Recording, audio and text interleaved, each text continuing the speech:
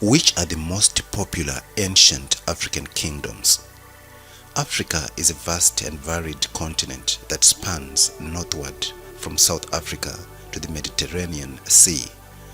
The continent occupies 1/50 of Earth's total land area.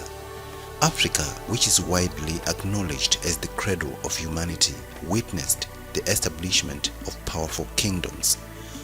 Apart from these achievements, it also had to deal with internal wars, colonization, apartheid, and transatlantic slave trade. Let us uncover the facts about African kingdoms that left their influence on history, spanning from ancient Nubia to medieval Zimbabwe. The Kingdom of Kush. For more than a millennium, the Kingdom of Kush remained a prominent African regional force, although frequently rivaled by its northern Egyptian rivals. At the height of its power, this ancient Nubian kingdom ruled over a sizable portion of what is now Sudan along the Nile River in the 2nd millennium BC. Most of the information available about Kush originates from Egyptian sources. It was a thriving commercial hub with a profitable market for iron, incense, ivory, and gold above all else.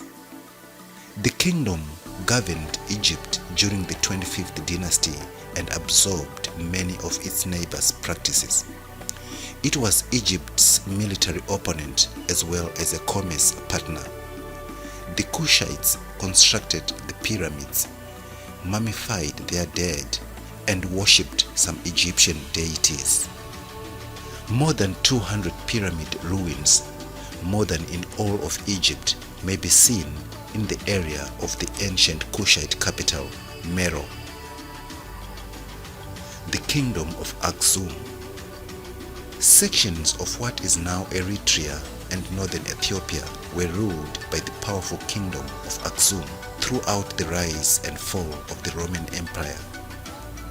Unlikely, less is known about the origin of Aksum, but by the 2nd and 3rd centuries AD, it was a major trading hub, important for its ivory and gold that connected ancient Europe with the Far East.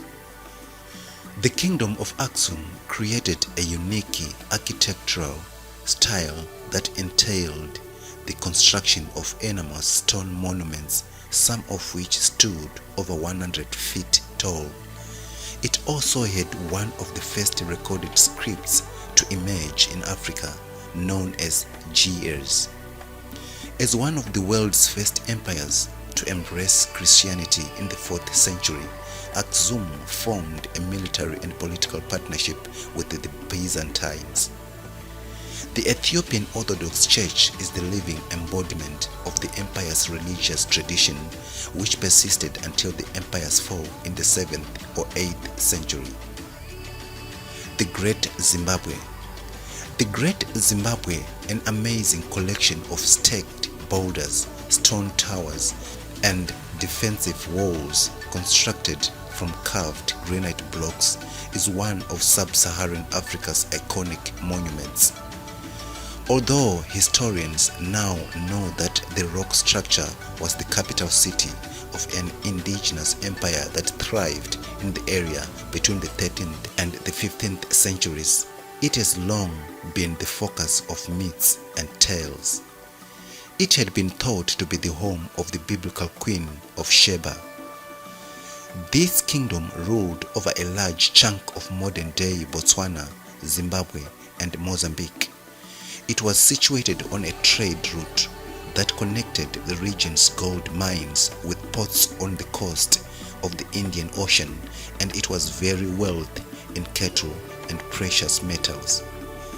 The ancient objects like Chinese ceramics, Arab glass, and European fabrics indicate it was once a vibrant trading hub, even though less is known about its past. At its height, the walled city of Great Zimbabwe was home to an estimated 20,000 people, but it was suddenly abandoned sometime in the 15th century when the kingdom began to fall. The Mali Empire. The Mali Empire was established in the 1200s when a monarch known as Sundiata Keita, branded the Lion King, organized his subjects into a new state and staged an uprising against a Soso king. The empire thrived by trade and strengthened its control over a sizable chunk of West Africa under Keita and his successors. The two major cities within its borders were Timbuktu and Djenné, which were both well known for their lavish adobe mosques and Islamic schools. Sanko University in Timbuktu was one of the institutions that housed a library with an estimated 700,000 manuscripts. The Mali Empire was famous across the world for its glamour and riches during its height. It was considered one of the jewels of the African continent until it finally fell apart in the 16th century. A well-known mythology regarding the wealth of the kingdom surrounds its monarch Mansa Musa, who stayed in Egypt while on a journey to Mecca in the 14th century. Historical records claim that Musa gave away so much gold during the visit that the metal value fell precipitously in Egyptian markets for some years.